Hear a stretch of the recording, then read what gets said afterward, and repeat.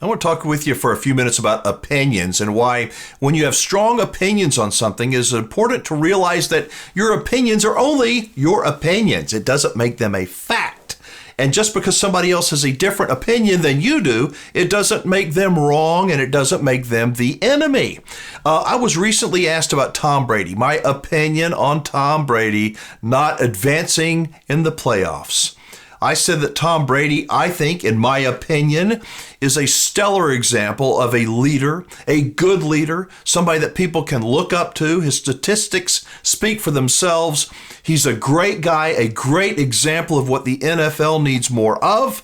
And that's just my opinion. But obviously, other people have different opinions, and that is okay. There's somebody named Two Happy Times that on YouTube, he said that he thinks that Tom Brady is a cheat and an asshole. Wow, a cheat and an asshole. You know the funny thing about opinions, you know what it is? Opinions are just like, well, they're kind of like investments. You probably thought I was going to say something else. But opinions are kind of like investments. We feel strongly about our investments. We feel strongly about our opinions. And everything we see, you can invest in a truck, an RV, a home. You can invest in something. Everything we see, we want to look through the prism of validating that investment. We want them to pay off. The last thing we want is to make a bad investment, right? Well, so the other thing is when we make a bad investment, when somebody corrects us, we don't like that either. That's the truth. So what's the big deal and what does this have to do with RVing anyway? So let me ask you this. Who's right? Is Tom Brady a great example of a leader that we need more people like him? Or is he a cheat and an asshole? The truth is, I don't know. And you don't know. He can probably be an asshole just like you can. Just like I can. I am a lot. I know I am. But at least I know it. So, but to my friend, to Happy Times, maybe everything he sees in Tom Brady is through the prism of he's a cheater and an a-hole. And if that's the way he sees things, that's the only way he sees things, that's sad because he is so much more than that. You don't have to love the man. You don't have to hate the man.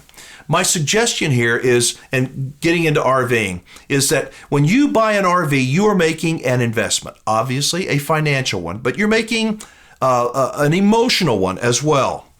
And that RV is going to disappoint you. It is. It's going to break. It's going to be expensive. It is going to take up your time. It is going to test your emotional investment, test your financial investment, and you will change your opinion about your RV for better or for worse. And that is okay. Many of us don't want to be corrected because it feels bad.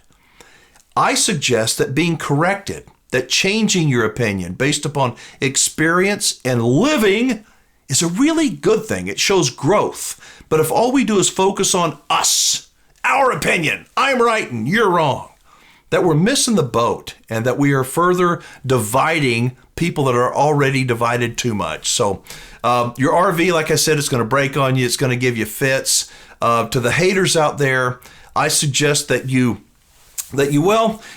don't hate Tom Brady. You may not have to even love Tom Brady. Be careful who you plug your umbilical cord into. The Republicans or the Democrats, the right or the left. Be careful who you plug into.